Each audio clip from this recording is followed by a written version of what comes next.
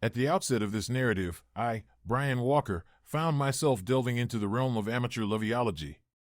Yes, it's a legitimate term, denoting someone who studies love. While professional loveologists are scarce in the West, they are more prevalent in Eastern Europe and Russia. My journey into loveology was not driven by curiosity, but rather by a need for self-preservation. Allow me to elucidate. After 10 years of marriage to Daphne, during which we had 2 children aged 4 and 6, I began to harbor suspicions. I had never doubted my love for Daphne, nor hers for me, since our fateful encounter 12 years prior. Some may dismiss love at first sight as a fairy tale notion, but that's precisely how I perceived our initial meeting. Although our conversation lasted a mere 20 minutes, it was imbued with magic, culminating in marriage less than 2 years later. It's challenging to articulate the source of my suspicions. It was an amalgamation of minor occurrences that nagged at my consciousness, eventually coalescing into a disconcerting conclusion: she was being unfaithful, even though certain pieces of the puzzle were missing. Despite lacking concrete evidence, this revelation profoundly affected me. As a scientist by profession, a chemist, I resolved to conduct a thorough analysis of my emotions, environment, and relationships. Beyond the obvious complication, our 2 children, another issue surfaced.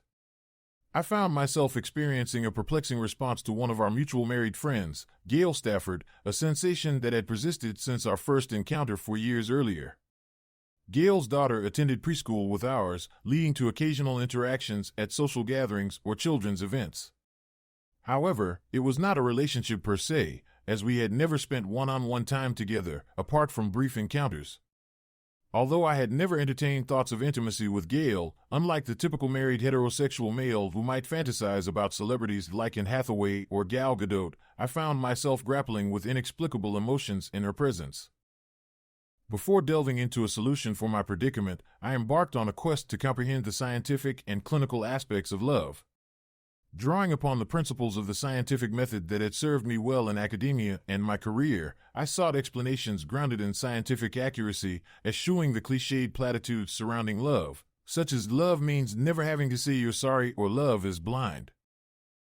One of the initial insights I gleaned was the delineation of distinct types of love recognized by most psychologists for individuals without mental disorders or clinical conditions, including infatuation, empty, romantic, companionate, fatuous, and consummate love.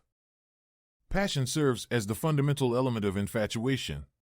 When an individual feels a physical attraction to another person without developing emotional intimacy or establishing commitment, it characterizes infatuation. Empty love signifies a committed relationship devoid of passion or intimacy. Examples include arranged marriages or relationships that have lost their emotional or physical spark.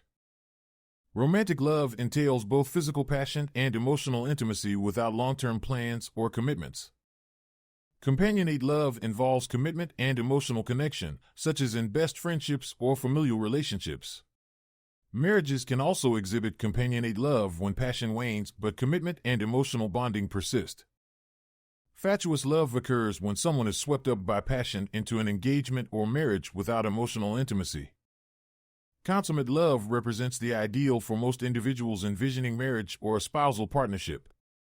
It encompasses commitment, passion, and emotional intimacy. In addition to the classifications of love, I learned about the significant chemical component of love, which aligns with my expertise. According to scientific studies, lust or infatuation, often the initial stage of love, is fueled by testosterone and estrogen. Attraction, typically the second stage of love, involves dopamine, norepinephrine, and serotonin flowing through the hypothalamus region of the brain. Attachment, often associated with consummate love, is characterized by the production of oxytocin and vasopressin in the hypothalamus. Oxytocin, often referred to as the love chemical, plays a crucial role in social and romantic bonding. Individuals in love have been found to have higher levels of oxytocin in their bloodstream. Moreover, research suggests that love can impact the immune system. A 2019 study indicated that falling in love triggers immune system changes similar to those seen in protective viral infection responses. Some scientists even speculate that love may offer some level of protection against cancer based on statistical data. The absence of the aforementioned hormones and neurotransmitters can have significant adverse effects. Unrequited love may lead to Takotsubo's cardiomyopathy, colloquially known as a broken heart, which physiologically and chemically affects the heart muscles and can be life-threatening. Given my background in chemistry and biology, I have formulated preliminary assumptions about the physiological effects of love chemicals, although further examination is necessary to draw definitive conclusions. I made every effort to assess the potential physiological impact of my suspicions about Daphne's infidelity and to identify any measures I could take to mitigate these responses. Divorce was not an option I considered lightly due to our children. My 6-year-old son, despite his physical size, was emotionally fragile, while my 4-year-old daughter depended on my attention for her self-confidence and happiness. My love for them was ingrained, akin to a biological function like breathing, and not primarily influenced by the hormones and neurotransmitters associated with romantic love. After delving into scientific literature on the chemical aspects of love, my next step was to examine my reactions to Gail Stafford. Gail, a psychology professor at a local community college, provided an opportunity for interaction. I reached out to Gail, expressing my interest in exploring the scientific foundations of love for a potential article or book. We arranged to meet for lunch, and our conversation extended for 2 hours. Towards the end, Gail astutely recognized that my intentions were deeper than a mere journalistic pursuit.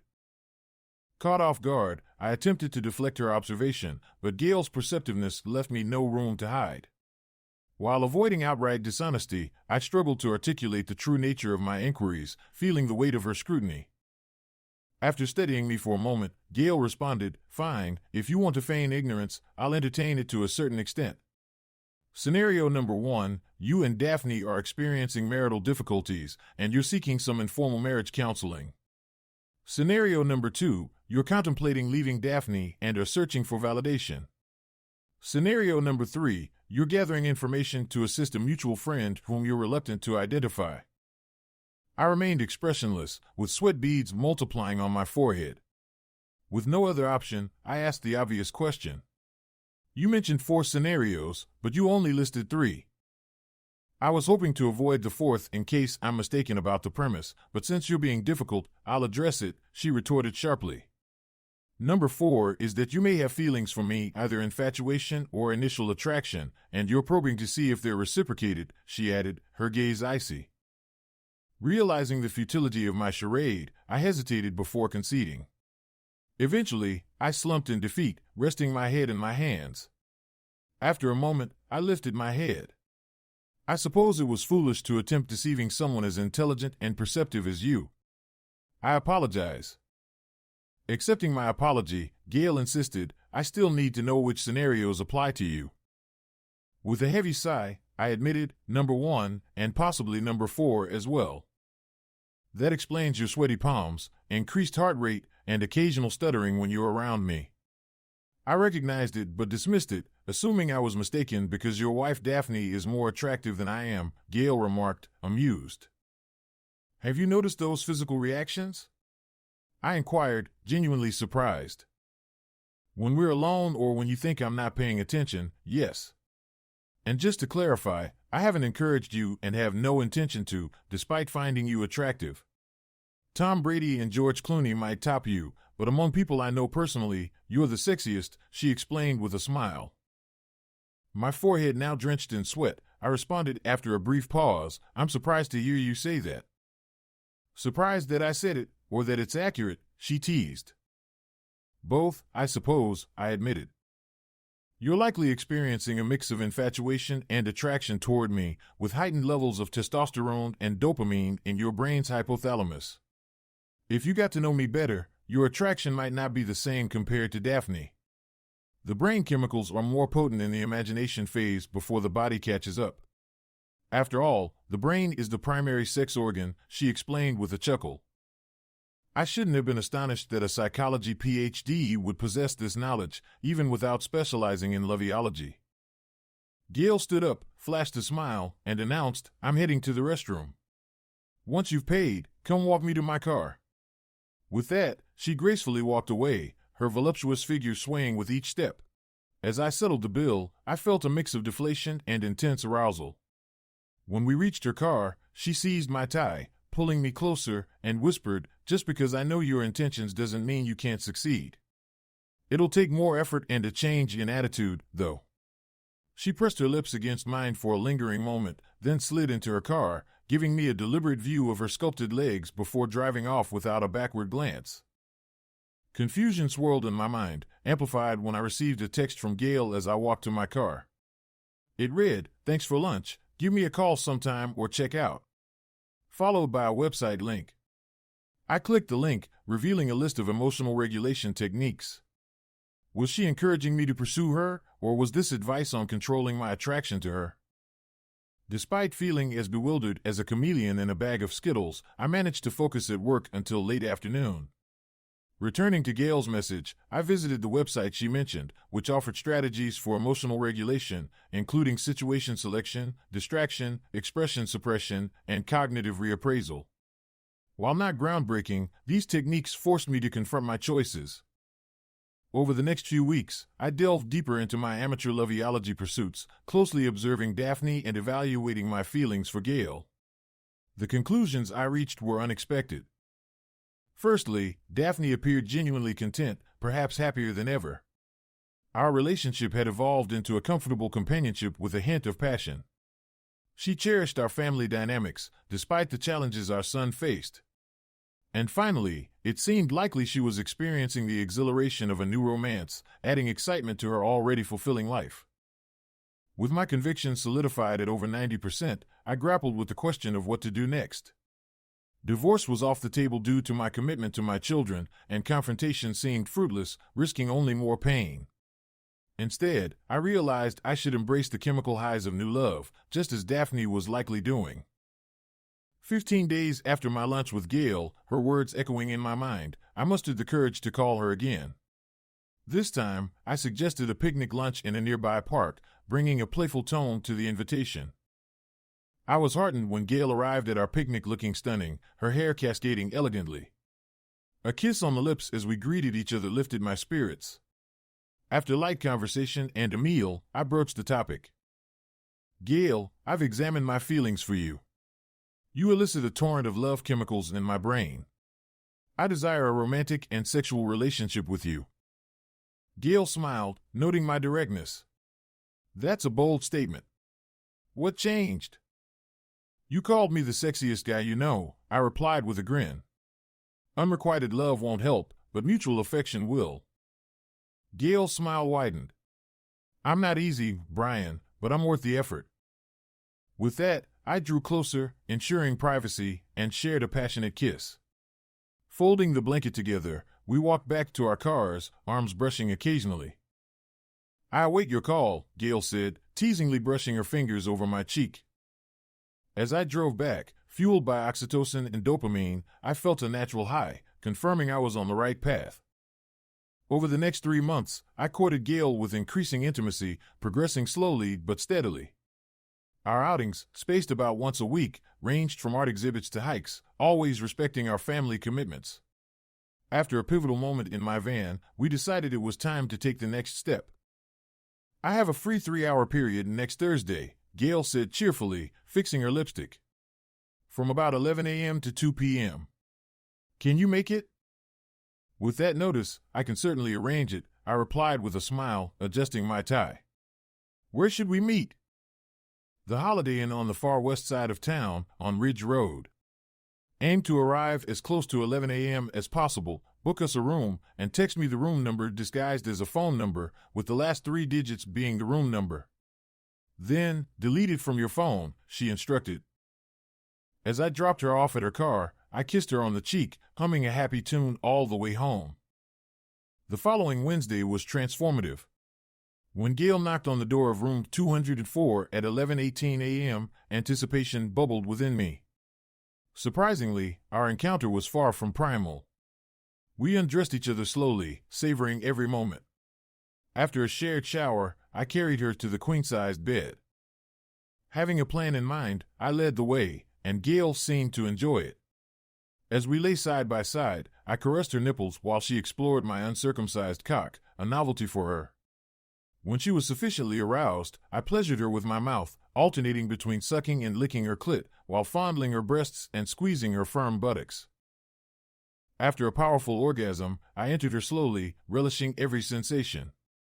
We moved together in sync, taking our time despite our eagerness. Eventually, we reached a climax together, lost in ecstasy. We remained intertwined, exchanging kisses and basking in the afterglow. I feel like a happy chemical factory, I confessed, unable to articulate my joy. Sex tactic might be the word, Gail teased, a rare giggle escaping her lips. I can agree with that, I chuckled, planting a quick kiss on her lips. Yeah, sex tactic. We spent the next few minutes in contented conversation, proud that we had approached our encounter with patience and maturity. However, as Gail began to stroke my balls, desire surged anew, and we surrendered to passion, reveling in the moment. The result of our passionate encounter was me making love to her in the doggy position, one hand caressing her breast and the other exploring her backside. It felt like we both lost track of time for a moment as we reached the peak of pleasure together. When we finally came back to reality and lay next to each other, we burst into laughter. You're quite the wild one, Gail chuckled. And you're quite the adventurous one, I teased back. After teasing each other for a while, I glanced at the clock on the nightstand. Wow, it's already 1:40 p.m., I exclaimed. Damn, I need to get back to school, Gail said, checking the time. Let's hurry. We quickly showered together, keeping it strictly business, and dressed in a rush before heading to our cars. I guess my mind was elsewhere, I joked as we hurried down the stairs. Mine too, Gail laughed. Call me on my burner phone on your way back to the office, she said as we parted ways, without another kiss. As I drove away from the motel, I dialed Gail's burner phone. When she answered, I simply said, "New love is everything they say it is, and more, especially with you." Gail chuckled in response, "You're absolutely right." Then she suggested, "Let's pick up our daughters from preschool on Friday and take them to Grant Park. We can see how things go from there." Sounds like a plan, I agreed.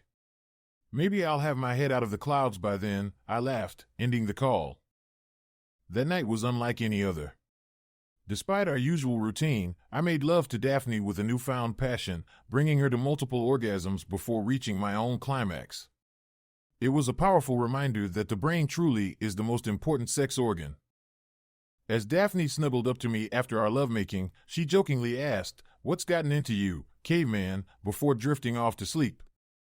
I pondered her question silently, attributing my heightened passion to a mix of lingering desire from my encounters with Gail, a sense of retaliation for what I perceived as her infidelity, and a primal assertion of dominance.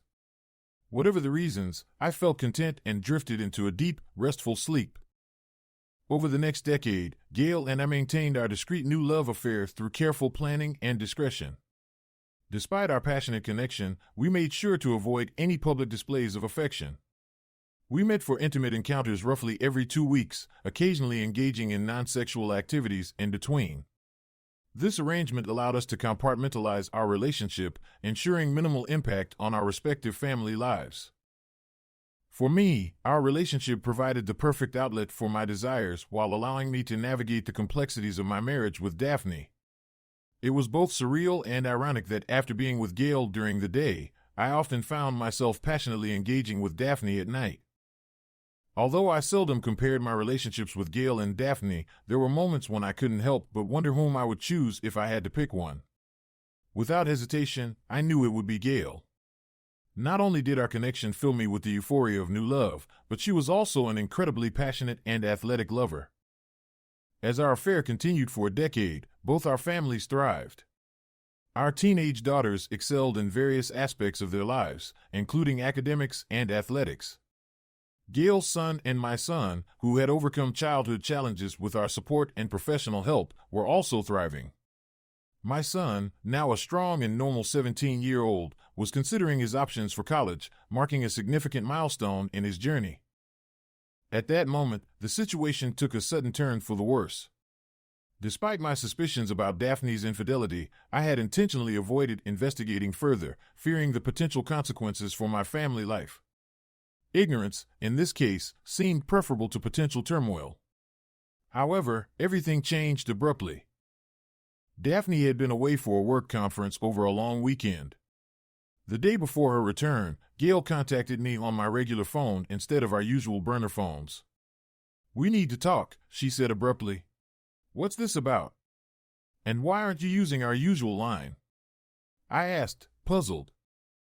"I'm using your regular phone deliberately to show that I've called you. We need to meet in person, it's urgent," she explained. "All right, where and when?" I agreed. "In an hour, at my office in the community college," she replied. "Got it. I'll let you know if anything comes up," I said, ending the call. After arranging for my kids' activities, I met Gail at her office as planned. We exchanged brief greetings before getting straight to the point. "I've discovered something troubling," Gail began, her expression grim. "You've long suspected Daphne's affair but avoided digging deeper to preserve your family's stability. Unfortunately, that's no longer an option." "What do you mean?" I asked, growing tense. Gail handed me a set of photos. They depicted Daphne at her supposed conference, engaging in intimate moments with another man, some of whom I recognized. To my shock, the man was none other than Gail's husband, Morton. "What the hell?" I exclaimed, anger rising as I flicked through the images, all dated from the previous day. "I also have a video," Gail added, her tone venomous.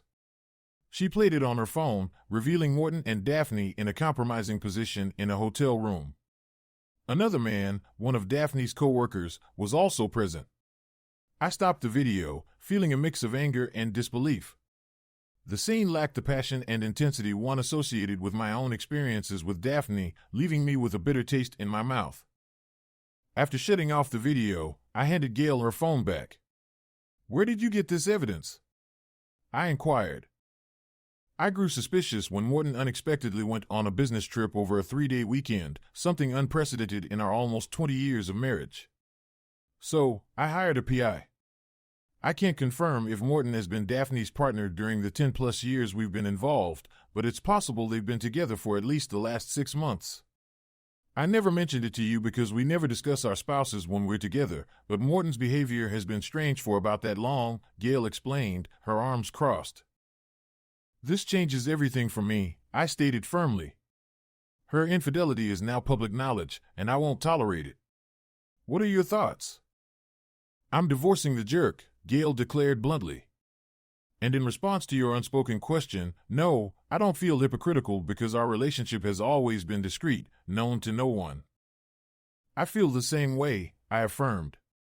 Then, gripping Gail's shoulders, I added, "There's one more matter to address. What do we do about us?" "I have my preference, but I want to hear your thoughts first," she replied, locking eyes with me. "I propose we take a cooling-off period for 3 or 4 months to avoid any counterclaims, and then one of us moves in with the other, depending on custody arrangements. I've known for a while now that I'm in love with you, not just a fleeting new love that triggers brain chemicals, but a deep, enduring, romantic love," I confessed, tightening my grip on her shoulders. After a brief pause, Gail pressed her lips against mine, initiating a passionate kiss. Then, casting aside caution, I swept everything off her desk, fortunately, nothing fragile, mostly just papers, laid her down, removed her panties, unzipped, and made love to her. Once we regained our composure and straightened our clothes, I murmured, "I take it you agree with my proposal?" "Absolutely," she chuckled. "What's our next move?" I inquired. "We confront them separately tomorrow night when they return, then we hire the same family law attorney sometime next week and initiate proceedings," Gail announced. "Can we postpone the confrontation until Tuesday? I want to talk to my kids first. They're old enough to decide where they want to live, and I'd like to make my case for them to stay with me. I need tomorrow to do that and then confront Daphne on Tuesday," I suggested. "Sounds like a plan," she said with a smile. "Let's ensure we look presentable and then talk to Cheryl to update her. She's a close and reliable friend who can verify that we met to discuss our upcoming divorces." The following day, I spoke with both of my children together. I was taken aback by my daughter's response. I suspected something was going on with Mom for the past few years, but didn't have evidence, so I didn't say anything, but it's not surprising to me. My son appeared to be genuinely surprised. I'll talk to your mother tomorrow. Can you keep this between us until then? I asked. They both agreed. Eventually, you'll need to decide who to live with. I hope you choose me, but I won't pressure you, I added. It's an easy decision for me, Dad, my son replied, with you. Same here, my daughter said, giving me a hug and kiss on the cheek. Then she looked me in the eyes and said, Stay strong, Dad. I will, I smiled sadly, and I'll try to keep you two out of it as much as possible. When I picked up Daphne from the airport on Monday night, I tried to act normal, but she sensed something was amiss. I told her we needed to talk the next morning. She tried all night to get me to reveal what was bothering me, but I managed to deflect her inquiries. I think she realized something was wrong when I didn't initiate intimacy, as I usually did after being apart for a while. The confrontation was surprisingly uneventful. By the time the kids had left for school and we had agreed to take the morning off work, it seemed like she already knew what was coming. She didn't offer any excuses, beg for forgiveness, or display anger or tears. However, she also refused to discuss the matter or answer my questions about the duration of the affair or if there had been other infidelities in the past. Her response to those questions was, would it change anything, regardless of my answers?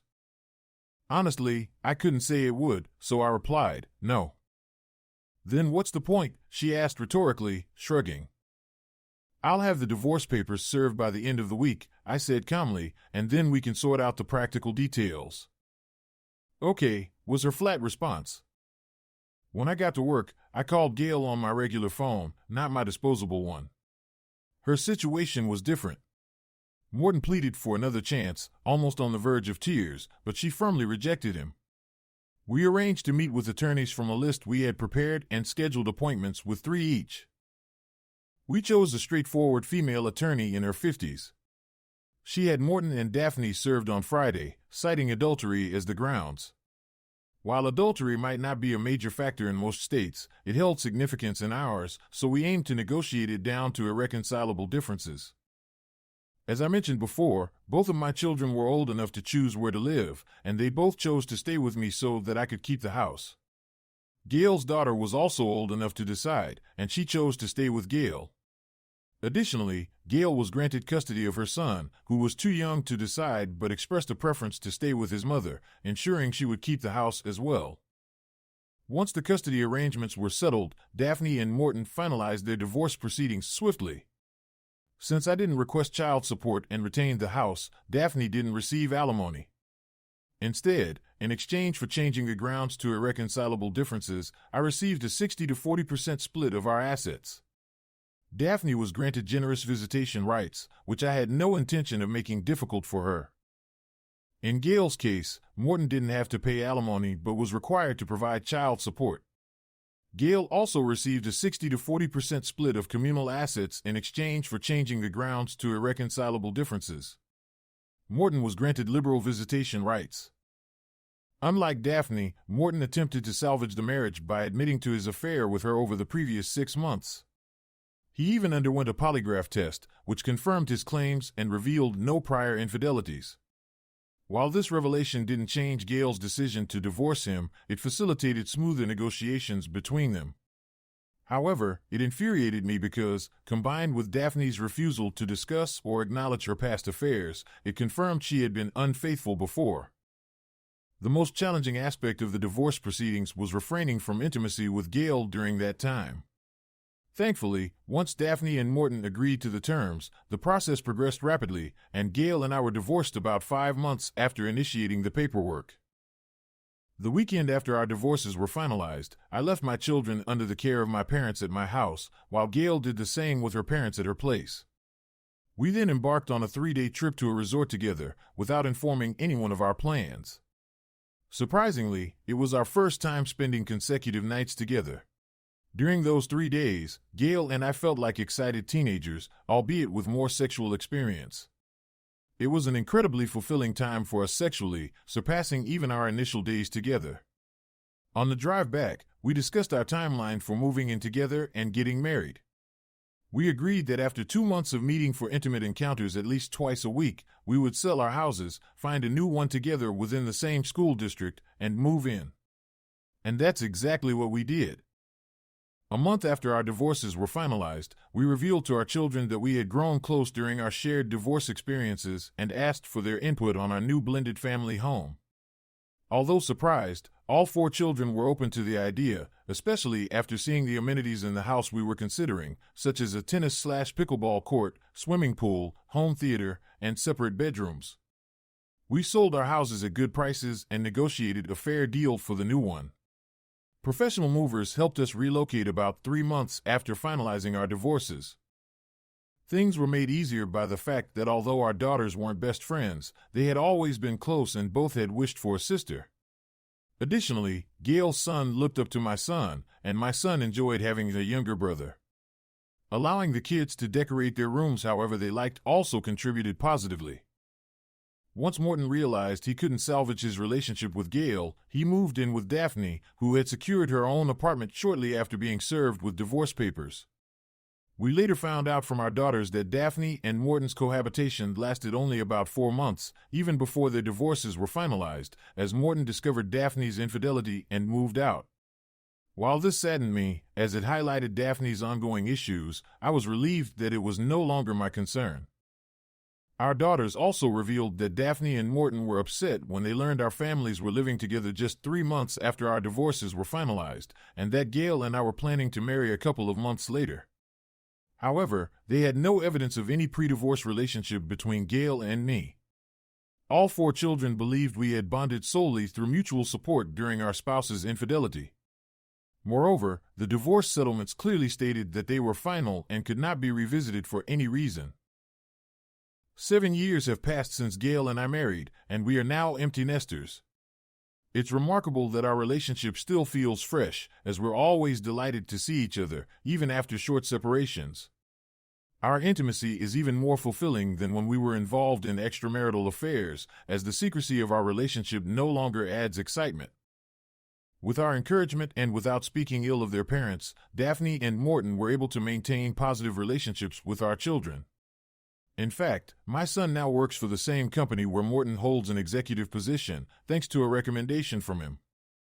Daphne hasn't remarried and is enjoying dating, according to my daughter.